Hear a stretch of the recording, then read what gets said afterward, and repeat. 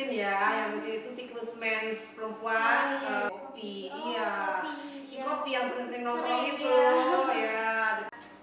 Kembali lagi di episode kedua podcast Ramia, Remaja Anti Anemia bersama Ibu Lita. Nah, pada episode sebelumnya kita sudah membahas mengenai apa itu anemia. Pada episode kedua kali ini kita akan mengulik lebih jauh tentang anemia bersama Ibu Lita. Baik Ibu, untuk anemia ini sendiri apa aja tanda-tanda kalau kita nih terkena anemia? Khususnya tadi untuk para remaja putri. Tanda-tanda seseorang terkena anemia itu pertama bisa kita lihat, yang pertama dia cepat lelah. Cepat lelah, jadi aktivitas sedikit itu udah merupakan beban berat bagi dia. Mungkin dia dengan olahraga sebentar, baru jalan-jalan santai satu keliling itu udah dia merasa lebih capek, seakan dia udah porsir tenaganya, udah berusaha keras, padahal dia cuma olahraga biasa. Yang kedua itu biasanya pucat. Pucat itu bisa dilihat dari kulitnya, anemi pada mata, bibirnya juga pucat. Dari situ kalau kita lihat dari bentuk fisik. Yang ketiga itu jantung berdenyut kencang. Oke, pada remaja-remaja itu jantung berdenyut kencang bukan pada saat ketemu doi. Iya. Selanjutnya yaitu nyeri dada itu bisa dirasakan. Gimana kalau kita kadang-kadang pagi itu belum sarapan tiba-tiba harus berdiri di upacara, itu kadang-kadang dari lambung bisa jadi langsung nyesek ke dada, kayak gitu nyeri dadanya ya. Yang selanjutnya pusing dan berkunang-kunang. Ini yang paling sering dari anak SD, anak SMP, remaja sampai mahasiswa. Berkunang-kunang itu biasanya ya karena memang asupan makanannya kurang. Iya, yang terakhir tangan dan kakinya kelihatan biasanya dingin kalau diraba. Kalau ada yang udah capek bener itu coba dia rabah tangan sama kakinya, pasti dia biasanya di ujung-ujung jari terasa dingin dan pasiennya biasanya terasa kebas.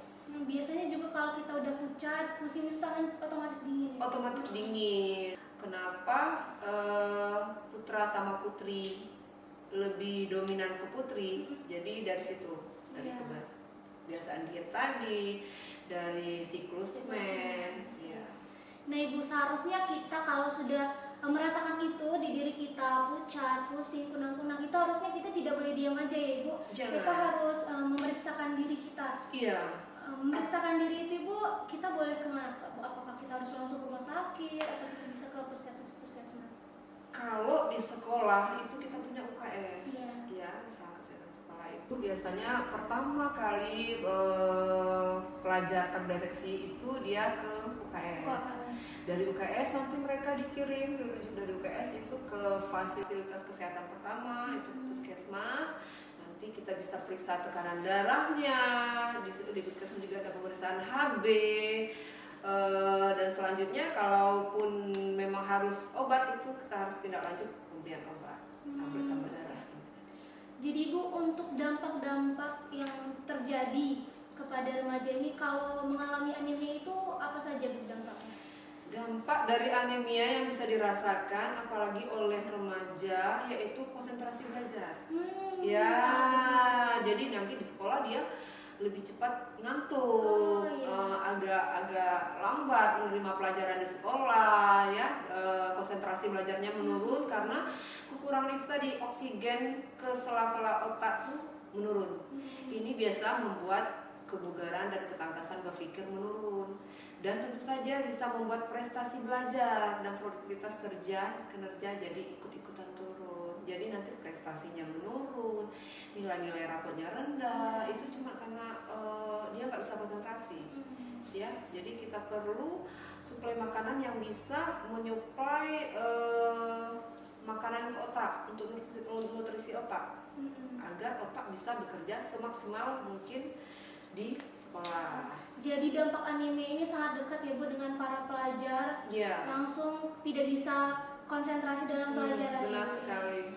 Nah Ibu, ini kan Ibu tadi mengatakan bahwa resiko tertinggi itu kan putri. Nah, apa dampak remaja putri yang akan datang sebagai menjadi calon ibu untuk kedepannya? Secara kasus anemia yang diderita oleh remaja putri akan berdampak lebih serius, mengingat mereka adalah para calon ibu loh. Iya. Calon ibu yang tentunya akan hamil dan melahirkan bayi, sehingga meningkatkan resiko kematian ibu melahirkan.